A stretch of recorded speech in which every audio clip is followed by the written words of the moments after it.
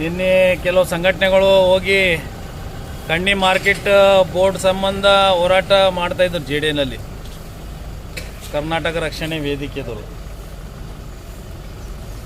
ಅವರು ಅಲ್ಲಿ G D commissioner ಅವರಿಗೆ ಕಪ್ಪು ಕಲರ್ದು ಒಂದು ಇಂಕ್ ಹಚ್ಚಿದ್ರು. ಆಮೇಲೆ ಅಮೀನ್ ಮುಕ್ತಾರ್ ಅವ್ರಿಗೂ ಅಲ್ಲಿ ಏನೋ ಜೆ ಡಿ ಕಮಿಷನರ್ ಅವ್ರು ಕರೆದಿದ್ರು ಅಂತ ಅವ್ರಿಗೂ ಕಪ್ಪುದು ಹಚ್ಚಿದ್ರು. ಅದು ನಾನು ಇವತ್ತು ನಿಮ್ಮ ಸೋಷಿಯಲ್ ಮೀಡಿಯಾ ಮಾಧ್ಯಮ ಮುಖಾಂತರ ಹೇಳೋಕ್ಕೆ ಇಷ್ಟಪಡ್ತೀನಿ. ನಾನು ಇವತ್ತು ಪ್ರೆಸ್ ಮೀಟ್ ಮಾಡಿ ಅದೇ ಹೇಳಿದ್ದೀನಿ, ಅದಕ್ಕೆ ನನಗೆ ಯಾವುದೂ ಸಂಬಂಧ ಇಲ್ಲ. ನಿನ್ನೆ ನಾನು ಎ ಸಿ ಪಿ ಅವ್ರಿಗೂ ಮಾತಾಡಿದೆ ಮತ್ತು ಸಿ ಪಿ ಐ ಅವ್ರಿಗೂ ಮಾತಾಡಿದೆ. ಅರ್ಧಾಗ ನಂದು ಏನರೇ ಕೈ ಹೊಡಿದ್ರೆ ನೀವು ಕಾನೂನು ರೀತಿಯಲ್ಲೇ ಕ್ರಮ ತಗೋಬೇಕು ಅಂತ ನಾನು ಸ್ವತಃನೇ ಹೇಳಿದ್ದೀನಿ. ಕೃಷ್ಣಾರೆಡ್ಡಿ ಒಂದು ಸೆಕ್ಯುಲರ್ ಲೀಡರ್ ಇದ್ದಾನೆ. ಇವಾಗ ಕೃಷ್ಣಾರೆಡ್ಡಿ ವಿರುದ್ಧ ಹೆಂಗೆ ನಾವು ಹೋರಾಟ ಮಾಡಬೇಕು ಅಂತ ಇದು ಕಲರ್ ಹಚ್ಚಿದಕ್ಕೆ ತೊಗೊಂಡಿದ್ದಾರೆ. ನಿನ್ನೆ ಸಂಘಟನೆದವ್ರಿಗೆ ಅರೆಸ್ಟ್ ಮಾಡಿದ್ದಾರೆ. ಕೃಷ್ಣಾರೆಡ್ಡಿ ಏನು ಬಂದು ಕಲರ್ ಹಚ್ಚಿದ್ದಾನೆ ನಿಮಗೆ? ಹೆಂಗೆ ಕೃಷ್ಣಾರೆಡ್ಡಿ ಬಂದು ಅಲ್ಲಿ ಧರ್ನಾ ಕೊಟ್ಟಿದ್ದಾನೆ? ಸಂಬಂಧ ಇಲ್ಲ ನನಗೆ.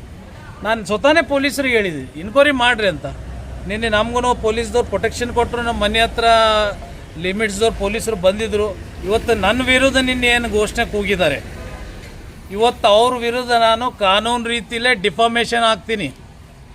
ಯಾಕಂದರೆ ನಾನು ತಪ್ಪು ಮಾಡಲಾರ್ದೆ ವ್ಯಕ್ತಿ, ನಾನೊಂದು ಕ್ಯಾಂಡಿಡೇಟ್ ಆದೋ ಇದ್ದೀನಿ. ನಮ್ಮ ತಾಯಿಯವರು ಮಹಾನಗರ ಪಾಲಿಕೆ ಸದಸ್ಯರು, ನಾನು ಇನ್ಕಮ್ ಟ್ಯಾಕ್ಸ್ ಪೇಯ್ಡ್ ಇದ್ದೀನಿ. ನಾ ಯಾರ ಕೈಲೇ ನಾನು ಕೂಗಿಸ್ಕೋಬೇಕಂದ್ರೆ ನಂದನೊಂದು ಮರ್ಯಾದೆ ಇದೆ ಸಮಾಜದಲ್ಲಿ. ನನ್ನ ಕಾನೂನು ರೀತಿಲೇ ಸಂಘಟನೆದವರು ಕನ್ನಡ ಆಗಿ ಹೋರಾಟ ಏನು ಮಾಡಿದ್ದಾರೆ, ಆ ಹೋರಾಟ ಅವ್ರು ಮಾಡಿದ್ದಾರೆ.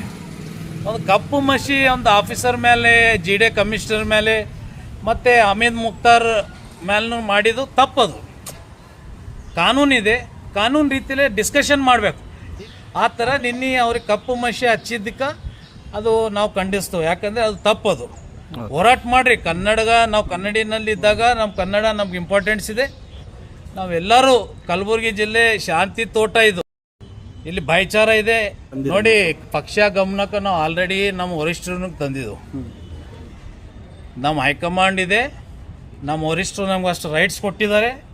ಹೋರಾಟ ಮಾಡಬೇಕು. ನೀವು ಕಲಬುರಗಿ ಜಿಲ್ಲೆದಾಗ ನೀವು ಲೀಡರ್ ಆಗಬೇಕಂದ್ರೆ ಸ್ವತಃ ನಿಮ್ಮ ಶಕ್ತಿ ಮೇಲೆ ಹೋರಾಟ ಮಾಡಬೇಕು.